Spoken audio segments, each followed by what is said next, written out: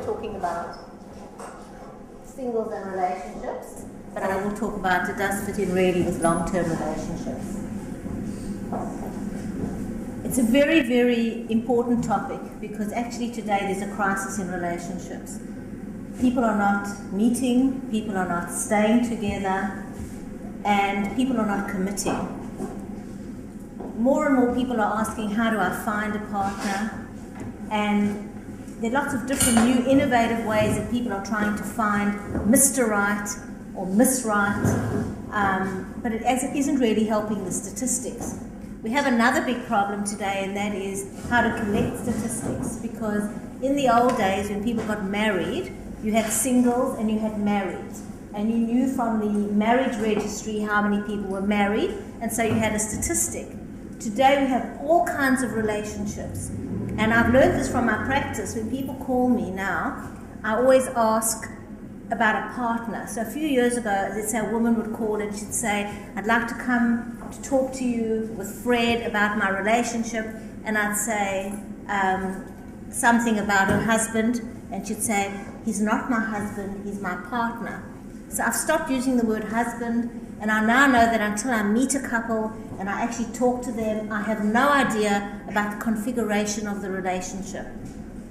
So it's very hard to gather statistics on relationships anymore. You have people who are married, you have people who are de factos, you have people who live in one home, you have people who commute across cities, you have people who blend their families, you have people who don't blend their families, and so it's no longer a simple matter.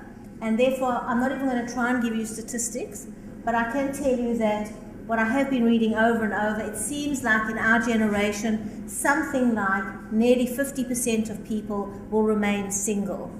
And what I think remaining single means is that they are not in a committed relationship. That's how high it is. So the first thing, before one can even think about a relationship, is what do you want? And again, today it's very difficult. You know, before you used to go into a coffee shop and order a cup of coffee. Now it's a nightmare. Do you want long black, short black, skin cap, light fat, large, medium, small, soup? It just, you know, what do you want? It's not so simple. And what I'm going to show you tonight is that so much about finding the right relationship and staying in the right relationship is actually about you and not the other person. It's mostly about you and not about Mr. or Miss Right. So that's the first thing. What are you looking for? And many, many people that I work with tell me, I just want to have fun. I've heard this expression over and over again. And then I work with people in their 30s, mid-30s and late 30s, men and women, who suddenly find they're not in a relationship, they're lonely, they've spent 20 years of their life having fun, whatever that means. Often it's very much related to drugs and drinking on the weekend, wild parties, more about that I'm finding than actual even having relationships. And suddenly you're 38 and you've said, well, I've had all my fun, and what do I have to show for it? So you need to think about what it is that you want. And if you want a long-term meaningful relationship, then you've got a chance.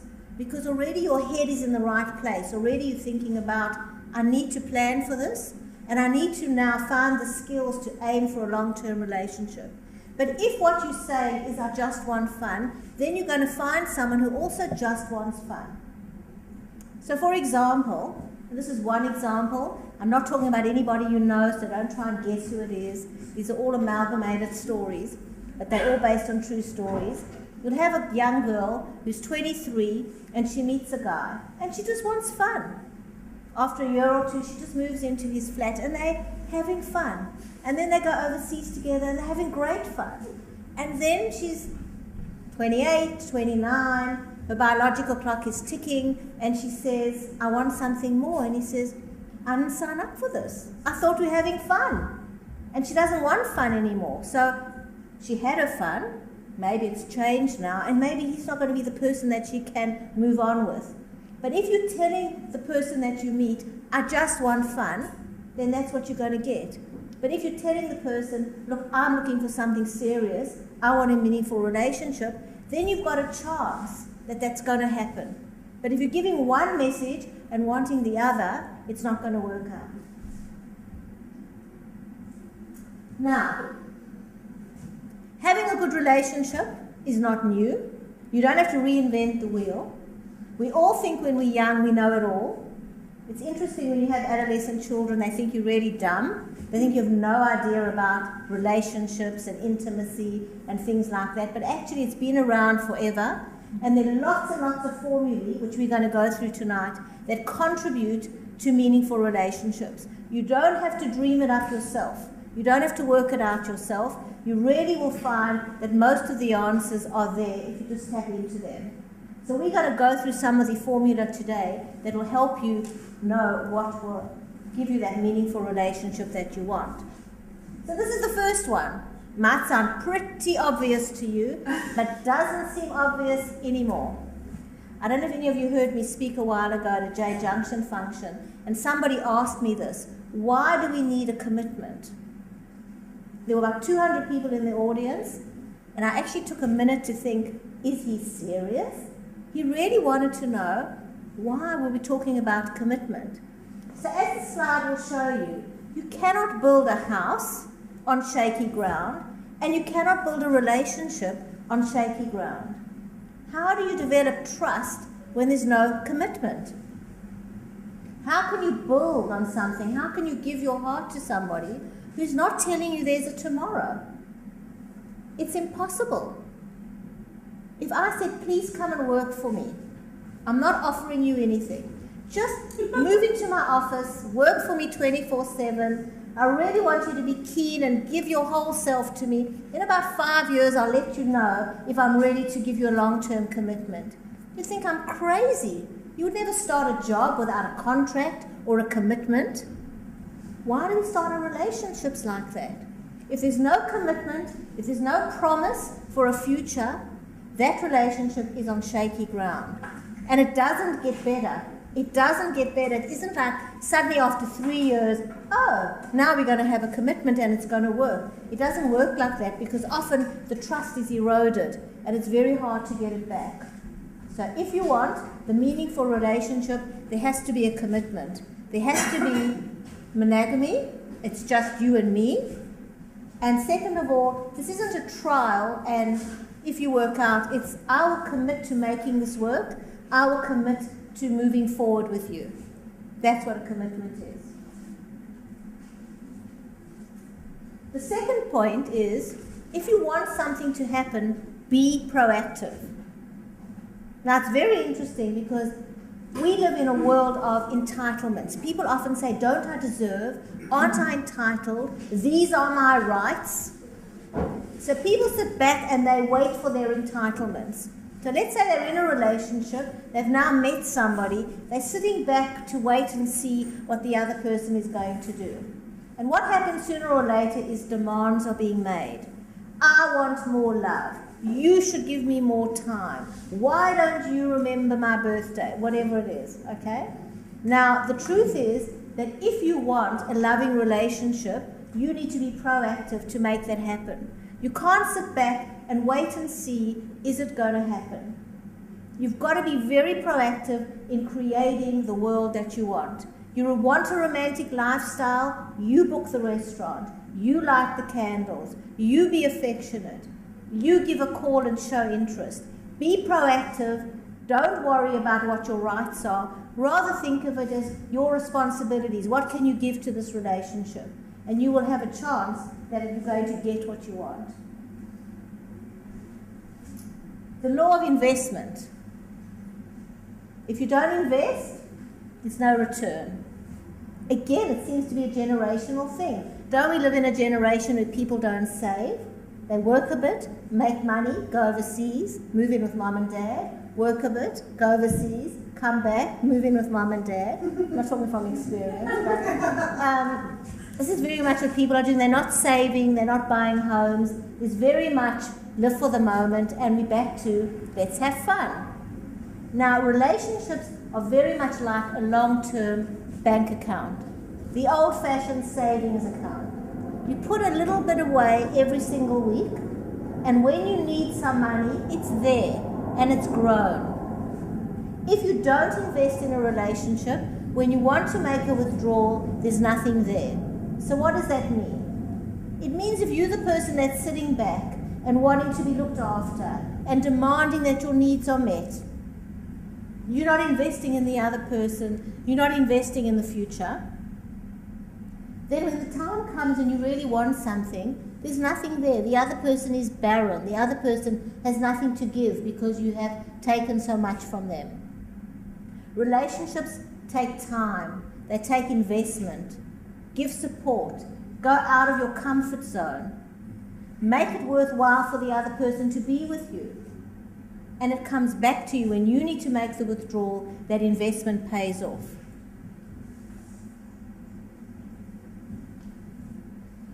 Now, this is what I call the law of reflection. This means that whatever you give out comes back to you.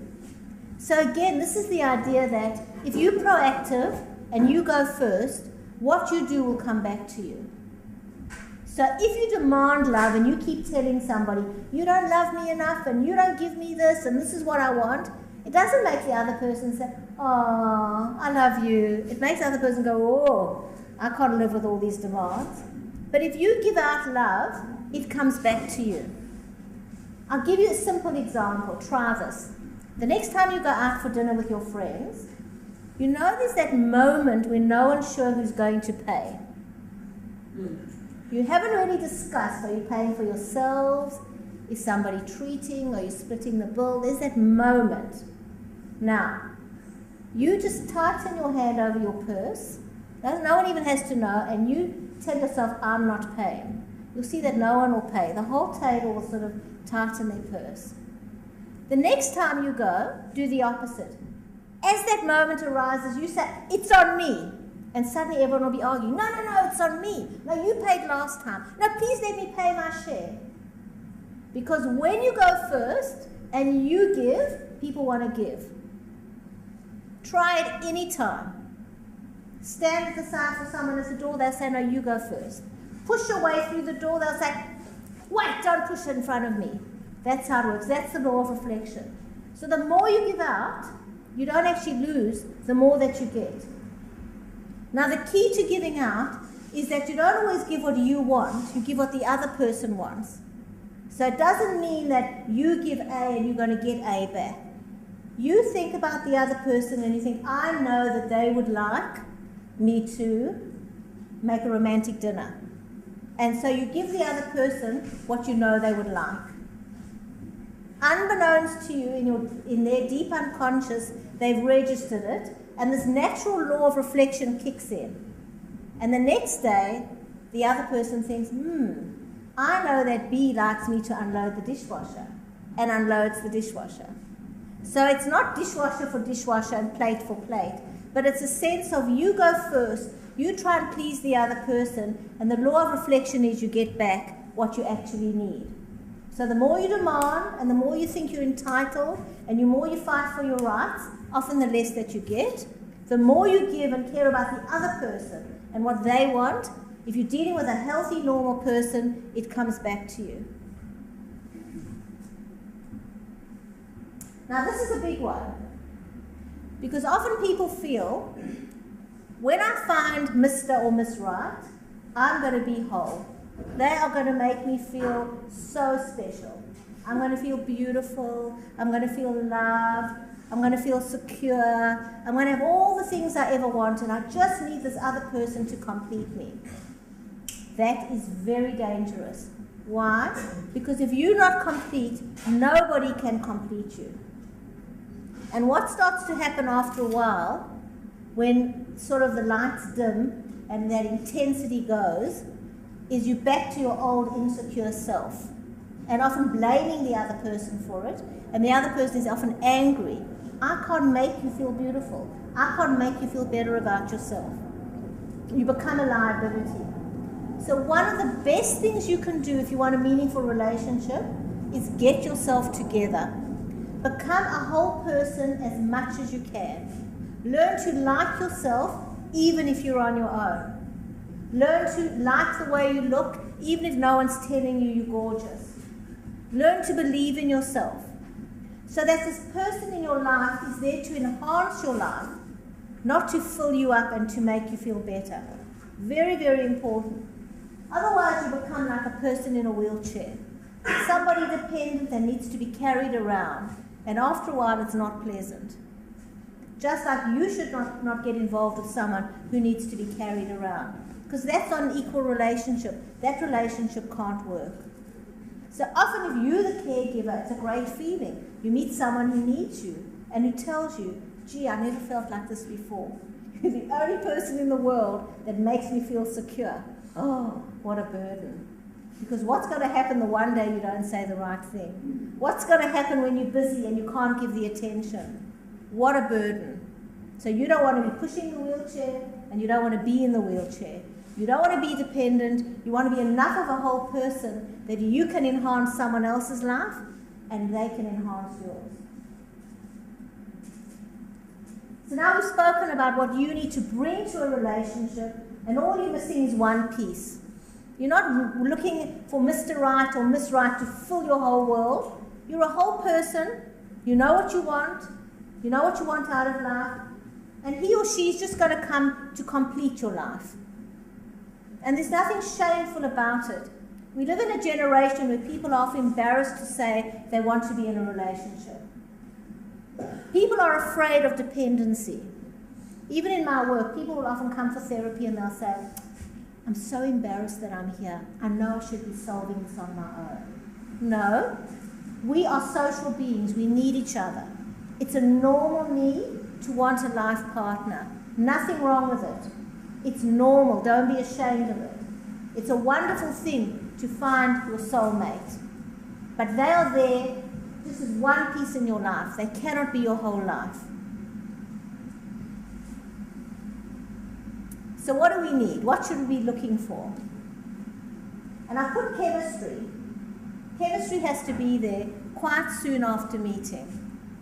If there's no chemistry, in my experience, in my 30 years of experience, giving away my age now, in all my experience, you cannot create chemistry. It's very frustrating when you're dealing with a couple and it just isn't there.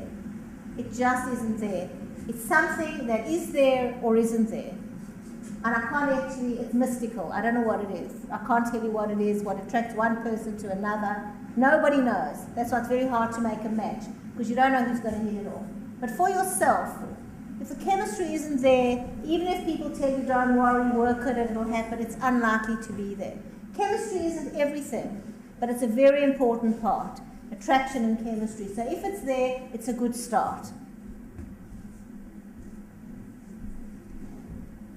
We now know that besides chemistry, the biggest predictor of success is having similar values. And as Stephen Covey says, values should be based on principles. So I'll tell you what this means.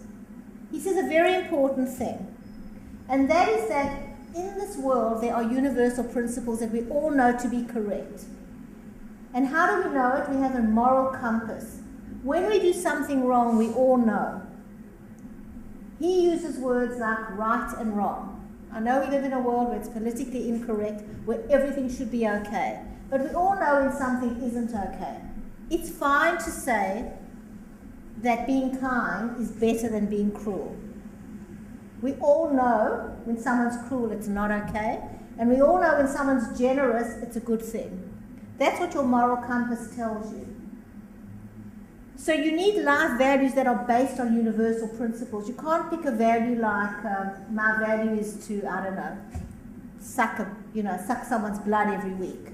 It's not like that. It's a value of goodness and kindness. Well, there are people out there that have created these kind of value systems about what's important.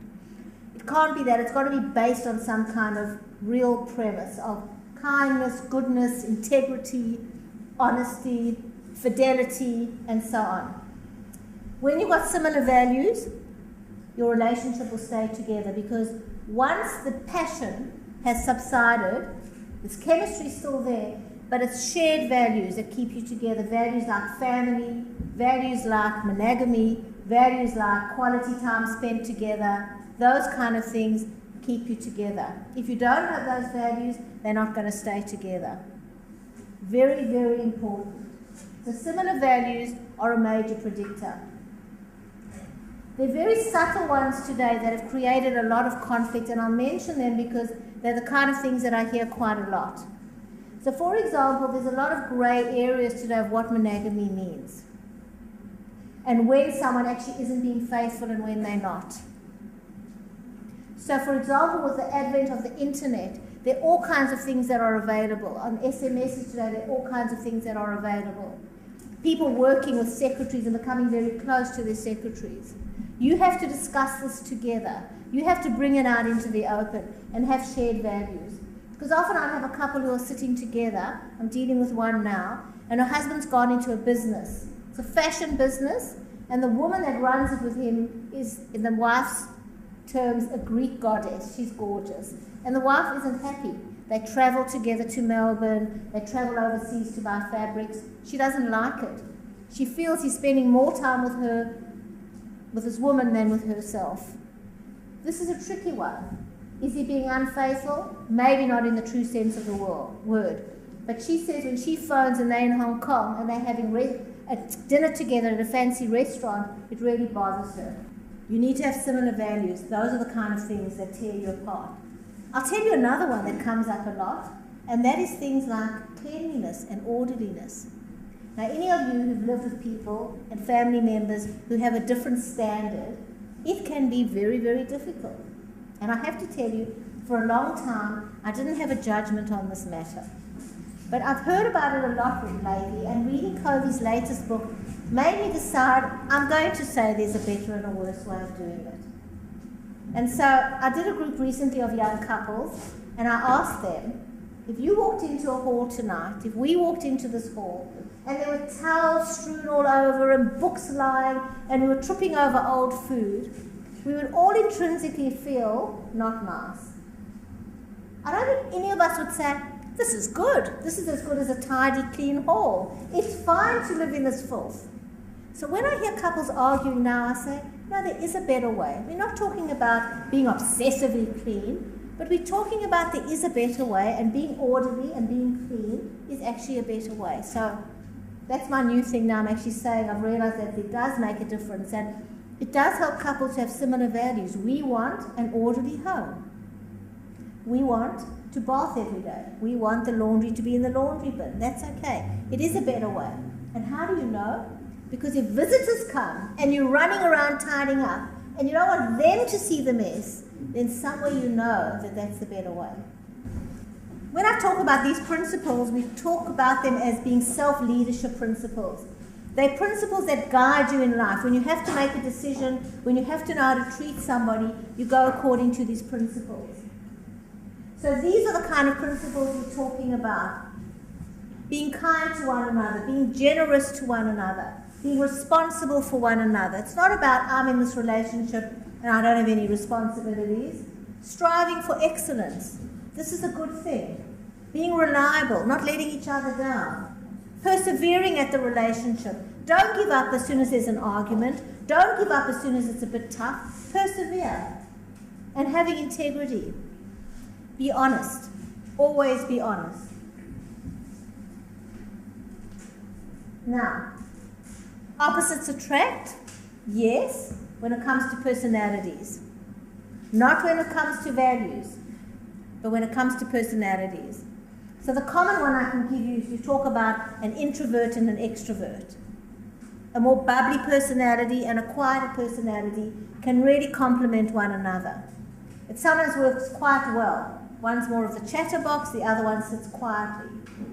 Those kind of personalities can go very well together. Even the thinking styles can sometimes be a bit different and complementary. If one person's a bit more abstract and one's a bit more concrete, as long as there's mutual respect, it can work quite well. If you're humble enough to say, you know what, you're better at this, help me with this, it can work in a really, really good way, as long as it doesn't become competitive. So personalities can definitely be complementary. They do not have to be the same.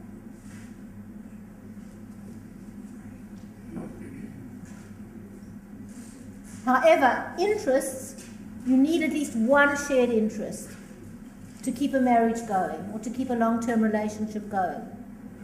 You don't need lots, It's great if you've got your own life, but you do need to have something that you do together.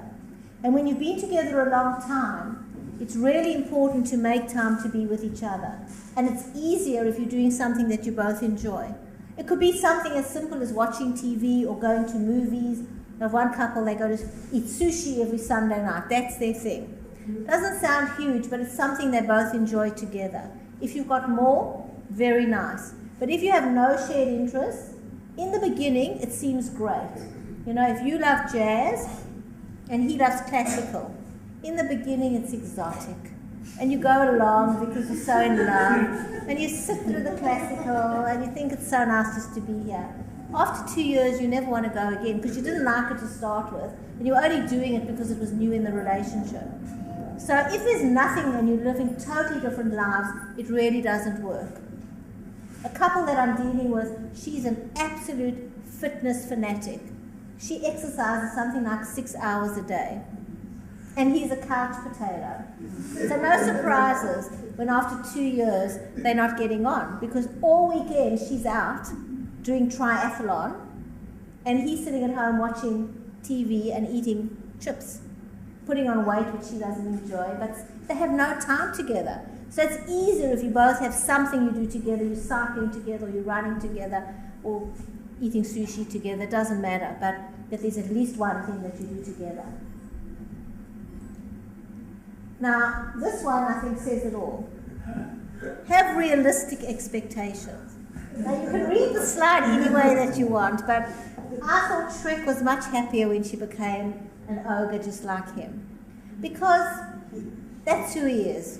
He didn't really fit into the palace, did he? Now, what happens with us is we have unrealistic expectations. We feel we have to find Prince Charming or Miss Perfect. And unless they're absolutely Princess Fiona, we can't be happy. And many, many people are not finding their soulmate because they're looking for a princess when they are just an ogre. I don't mean this in an offensive way. I think Shrek is great. Know who you are. Be realistic. Get somebody like you. Because that's who you're going to get on with the best. And really, Princess Fiona's not really looking for you anyway. She's looking for Prince Charming. Okay. Forgiveness. No relationship can survive without forgiveness. Frequent forgiveness. We all make mistakes all the time. And if you hold on to grudges and if you don't let go of things, that relationship cannot last. Forgiveness is a wonderful thing. Forgiveness means that you actually allow a person to be a human being. You give them the benefit of the doubt. Now, it doesn't mean that you forget. If the person you're with is a shocking driver and continually bashes your car, you don't have to keep letting them drive your car. You're stupid to forget. You hold on to the keys and you say, well, I don't hold any grudges. Sorry, you can't drive my car anymore. That's fine. You don't have to forget. But in your heart, you don't hold resentment. You say, that person did the best they could with the tools that they had. And this is a very serious thing, to really be aware of what forgiveness means. It doesn't mean that you don't know what happened. And it doesn't mean you don't pretend it didn't happen. It means you say, that person did the best they could. Maybe at that moment, they didn't have good judgment. Maybe at that moment, they were thinking of something else. Maybe they were worried. Maybe they're immature. Maybe they don't have good coordination. It's very rare that somebody deliberately goes out to hurt you, especially the person that's supposed to love you. It's very, very rare. So I'll give you a frequent one that I hear a lot, and that is forgetting birthdays. It tends to be more on the male side, but I don't want to be accused of being anti-male, as I was recently. I'm not anti-male, I just pick whatever example comes to my head, and this one is about forgetting birthdays. So what happens is, a male forgets his partner's birthday, and she gets very upset. And she will say things like, he knows it's my birthday, and he still forgot, implying that he woke up in the morning and he said, I know it's her birthday, but I'm not going to remember. Or she will say, he really knows how to push my buttons. Like he woke up in the morning and said, now how to annoy her today. The poor guy is a male. And it seems to be a universal thing. I don't know why it's about birthdays. I'm not a social anthropologist, but it seems to be a common male thing. So you forgive him, you say he's just a male. That's what he does. We can turn it all around with a female thing, something that women do. We all do. We nag, we talk too much, we tell stories in details, whatever it is. It's about saying, give the benefit of the doubt. That's what females do. She's not being like this because she's horrible to me. She's not being like this because she's an evil human being. That's who she is. We all make mistakes. We all are irrational at times, impulsive, don't think clearly, our mind's somewhere else. You've smashed the car. It's a smashed car. That's what forgiveness is. Now, this is called the law of the harvest. It's not my terminology, it's Stephen Covey. And basically what it talks about is that if you look at farming, you learn that you cannot plant a seed today and have a harvest tomorrow. The law of the harvest means that the natural way is that things take time. And he actually discusses a particular potato harvest. So I used to think harvests just take 1 year. But very important potato harvests can take up to 3 years. Clearing the ground, preparing the ground, feeding the ground, planting the potatoes. It's a whole big thing. You have to trust me on this. It's a 3-year project. Now relationships are even longer. They don't happen overnight. But if you keep investing like we spoke about before, if you keep going first, if you keep giving out what you want to come back, you will find with perseverance you will have a relationship that gets better and better. In our generation, people often start at the top. That's the best they ever had. We met, our eyes hooked up, we were one, we understood each other, it was the best. Not a single argument happened. And then 6 months down the line, it wasn't like that anymore, and I thought I'd better move on. Oh, those early days. We start at the top, and it feels like it's downhill after that. The truth is, it isn't like that. When you work hard in a relationship, it should get better and better. The reason being that you're setting the ground and you're working, and the law of the harvest is that all the investment and all the work is you will reap at the end. But it will never be an overnight thing. It takes time and it takes investment. So don't be afraid of putting in that investment. Know that the natural law of things is that things do not happen overnight, which again is very hard in our microwave age, where everything is happening overnight, like this. Gone are the days when you cooked a good stew that took, all day, a good challenge. That doesn't happen anymore. Now it's quick. You microwave it, it happens in a second, and we think everything's going to be like that. Relationships are really not like that. Now, just like you need to have a commitment, you need to have mutual goals that you're working towards. If there's nothing to work towards, the relationship becomes very, very empty. If it's just every day you're getting up, coming home, watching TV, eating dinner in front of the TV, eating the same dinner that you bought at the corner shop on the way in front of the TV, going to sleep at 10 o'clock, and there's nothing to look forward to, your relationship will become very, very stagnant. And that is why, again, in the old days, people got engaged, they got married, they had children, they then looked forward to their milestones of their children, they bought a house, they paid off the mortgage. These were all normal developmental milestones that people were working towards. Today it doesn't work like that anymore. You meet, you sleep together, you move in together, then you talk about a relationship, and then you're not sure if you're ever going to buy a home together because you're not sure where the relationship is going. You've never spoken about children, you don't know if that's on the agenda, and so it's very backwards, frontwards. I'm not really sure how it works, but it's sort of very wrong way around. Really, you need to have something that you're going to work towards. You need to know we have a future together. These are normal developmental milestones that we should be going through. You can choose your own.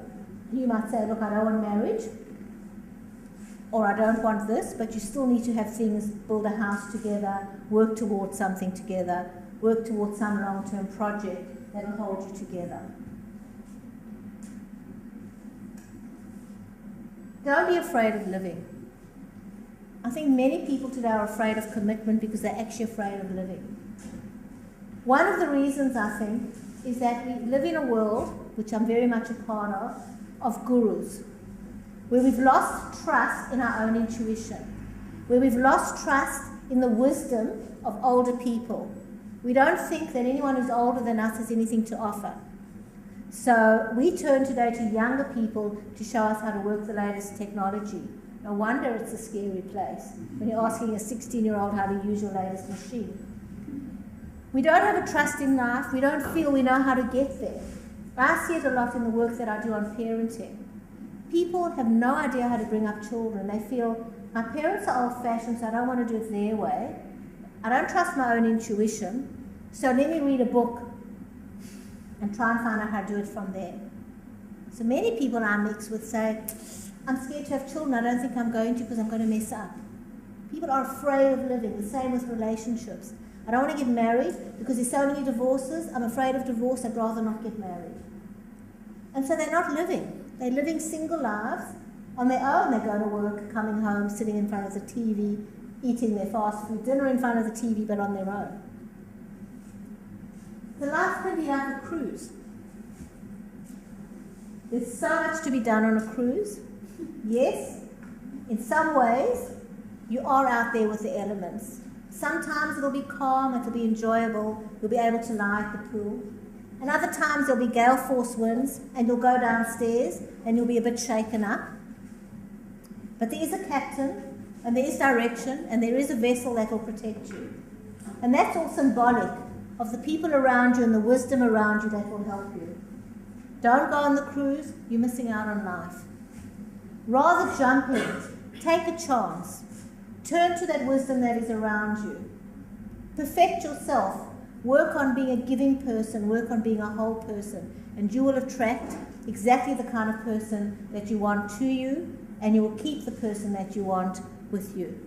I wish you all lots and lots of luck in all your relationships. Thanks very much.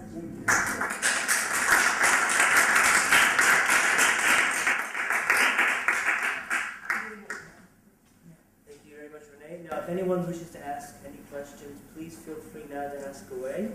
And there's tea there's still some tea and refreshments to those that wish to have. But right now will be a question session. Right. It seems to missed out all these slides. It's humour. It's hardly mentioned in that. You're quite right.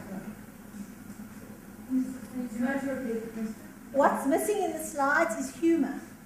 It's a very good question, and I'll take that on board and I'll add it because humour is a very important thing in a relationship.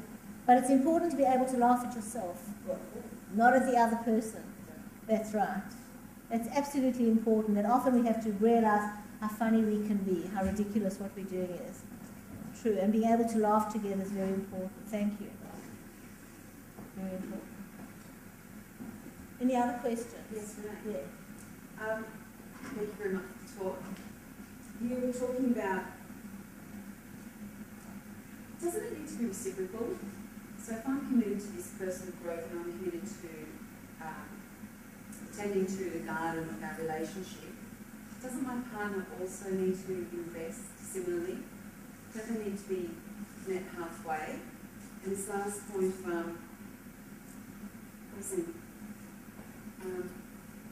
do your bit. Yeah, I'm just thinking, you get what you give, but it's not, I so don't like that. No, I'm just taking pictures. I'm just thinking, what if they're not comfortable? that's just so uncomfortable. I'm just thinking, when you're flogging a dead horse, okay, and you could be, I come from Russia and I know very well how to roll my sleeves up and keep working and keep working, keep working. Doesn't that person have to meet you and work as well? Because you can always think, well, I'm not working enough, or I didn't cook the right type of stew. maybe I should have left it on the boil a little bit longer. When you actually look at them and ascertain their It's a efforts. very, very good question, because the question is more about when are you flogging a dead horse and what if you're giving out all the time, shouldn't it be reciprocal? So the word, that's right. So a shared value, a work ethic is a shared value. So you would very quickly pick up if you're with somebody who is just on the take. I'm not saying you're saying this, but if you have a balance sheet and you're counting out what someone else is giving, it actually stilts what's happening. But if you take responsibility to just be giving and loving, if you're dealing with a normal person, it will come back to you. If you're dealing with a normal person with a normal value system. I don't know, I'll share this with you. It's a really good book. It's called The Surrendered Wife. No one likes the title because it implies, this weak, controlled wife. But it's really, really a good book. What she's talking about is sometimes a wife needs to surrender control. And she gives an example of being married to a man where she had to micromanage her husband. So she ended up doing everything. She was working, bringing in some income. She would pay the bills because otherwise the electricity would be cut off. She'd have to tell him how to treat the children, and she was exhausted. And she worked out that she was actually going to treat her husband like a normal person who could actually carry his responsibility. And what she came out with is a formula that she tried, and she now has groups all over America, and it's been validated by thousands of women. What she did was she said to her husband, I trust that you're perfectly capable of managing paying the bills every month. And she never said it again. And she said the electricity was cut off once. And when she stepped back, she did other things that she felt was giving and loving. He stepped into the breach. It took about 6 months, and he stepped into the breach, and he took up what he needed to do. So sometimes micromanaging, which is different, it's not giving and being generous, does stunt the other person. And what she found was about stepping back and allowing the person to come into who they are is also very helpful. But she starts off with exactly what I'm saying. The person's got to be normal. And there are very few things. They can't be abusive. They can't lack intelligence. I mean, really mean like lacking intelligence. They can't have really been from a deprived home where they don't know how to give. But most other people are pretty normal. And in the right environment, if they're not being checked, it does come back. Sorry guys, but I'm single, I'm in my mid-30s, and I just had a conversation with a couple of girls. We had a shiur on the weekend, and there was about 10 girls there, and we're looking at the men, like I'm happy to step back, I'm happy not to pay for dinner, but we'll both be sitting there looking at the bill for an hour. So when are the men going to step up? And that's what's happening at the moment, that the men don't want to step on your high-heeled toes or your pedicure toes. So you want to contribute, so you meet them halfway, and so you don't really know, is that a man or a boy in a man's suit? You don't know. So what is the expectation of the evening? I think, well, for this person, this woman, I like traditional values in the male, and the modern day values are you're equal to a man, so you should meet me halfway. So I would say that if there's so maybe the first time if it's uncomfortable, you pay you. But what if it is the second date, there's nothing wrong, and that's where you check out the values, where you would actually say, look, I prefer traditional values, can we continue the relationship that way? And you have a discussion about it. So a real example, a client that I had, she met a guy on RSVP or something recently, and the first date they met at Circular Quay, and she said to him, because we discussed this, and she said to him, I actually want to be collected from my unit. And he said, fine. And now he collected from the unit. So if a person is normal, intrinsically, most people are comfortable with traditional values. Everyone then knows what's expected. What you're describing is a problem, and I know when I was involved in J Junction, we spoke about whether we should write a list, that's how bad it is, of what people should do on a date. Because the guys would often say, we don't know. Should we offer to pay, or are we treating them like dependent women? If we don't offer to pay, are we seen as ungenerous? If we go out for dinner, do I have to pay dinner for a blind date?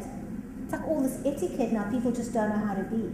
So I would say after the first time, You should say exactly what you want, and you will see whether that person can step up to it or not. Sorry, just one last question. Yeah. So sorry, guys. And regarding the first time, like, don't you think the man should ask the woman out? And I've got a lot of single female friends who have not been asked out for a date in more than 6 months. No, You don't? no, not at all. You don't think so? No. So you It think? should be a matter of being forthright. So you think? It depends on the individual case. You can't generalise something like that and say the man should always ask. I'm not saying should. I'm just interested why I have a lot of single female friends, and in 6 months, a lot of them have not been asked out for a date. Because there are more heterosexuals in the cultural community than there once were. Men are not in that dominant macho position as they once were. The role of a man has changed. Yeah, of course. So therefore the women are becoming emasculated, and they're the ones that are asking for the date, and then he wants to be picked up at his unit. I think, this is why we do live in such confusing times why people are so afraid of life. But seeing that we are in this context, definitely, from a Jewish point of view, the man, it says that Adam lost his rib and he's got to go and find it. And it's definitely much more beneficial when everybody knows, what the male and female role is and what people feel more comfortable. That doesn't mean that there isn't a whole world out there of people who are trying it in a different way. But all you could do is you could ask. And anybody who's reasonable and wants a relationship should follow suit. And if they won't, then your value system is too different and you can't. But there's no question that most women that I know are actually more comfortable when they're not, as my one client says, when she's not driving it, she feels more comfortable. Driving. She often feels she has to drive the relationship. That's right. And when she's not driving it, she feels more comfortable. So they need to get in the driver's seat. Yeah. But men, Shmuley Bataille says we live in a generation of broken men. They do not know how to be men anymore. And that he's talking a lot about this lately, that women have broken men. They do not know what to do. Yeah, so we have to become their mothers and patch them back together again.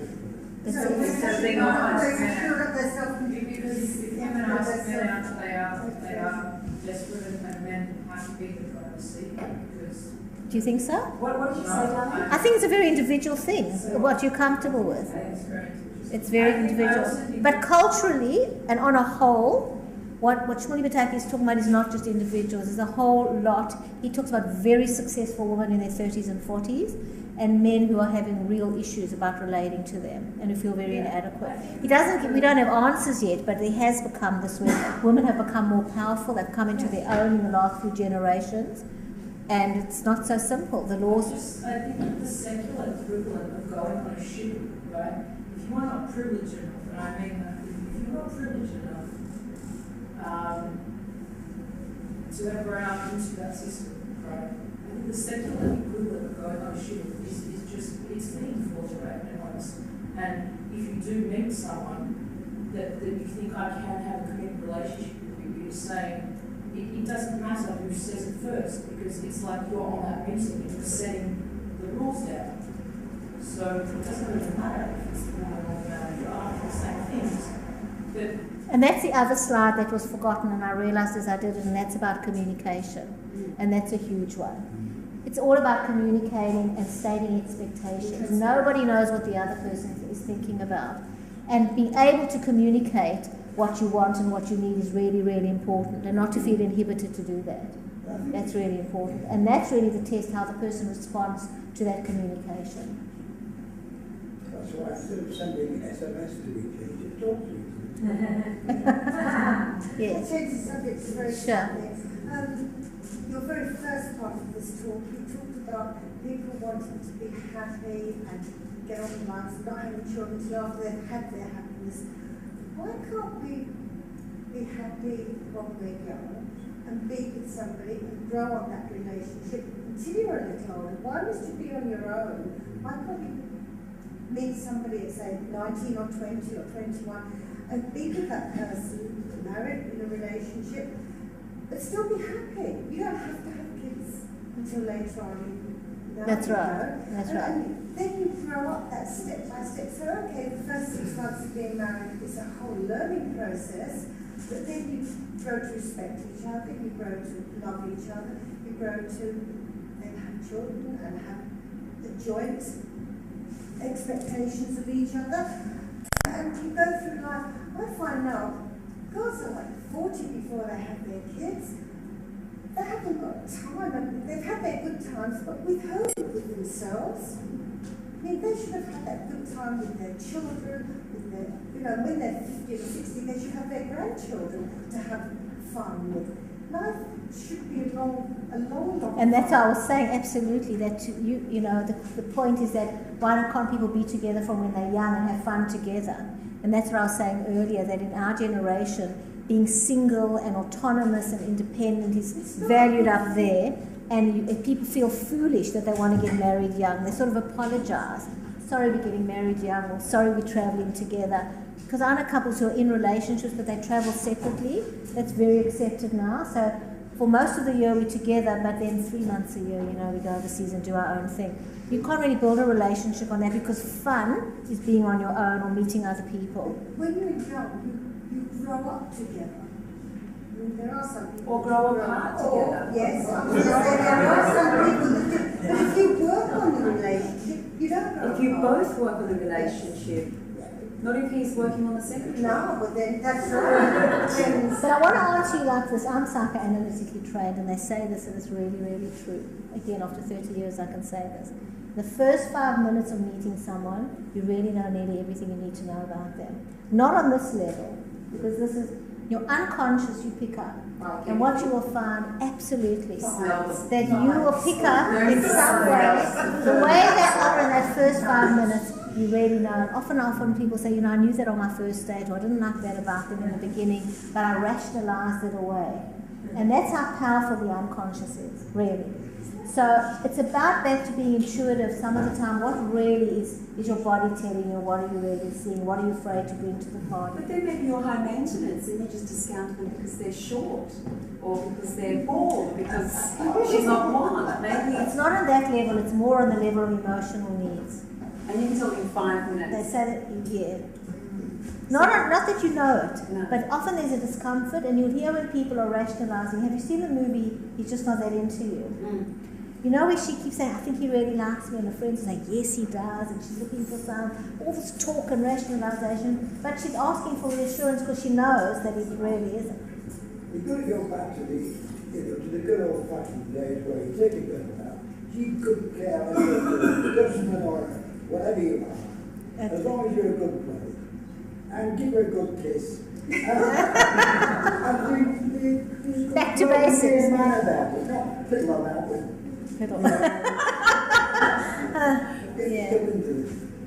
Yeah, it's really important, but I think this is it. It's really about knowing who you are, and then being able to state your expectations, and then see whether the other person can step up to that or not. It's really important. Any more? Can I end there? Thank you. Good night. Thank you very much.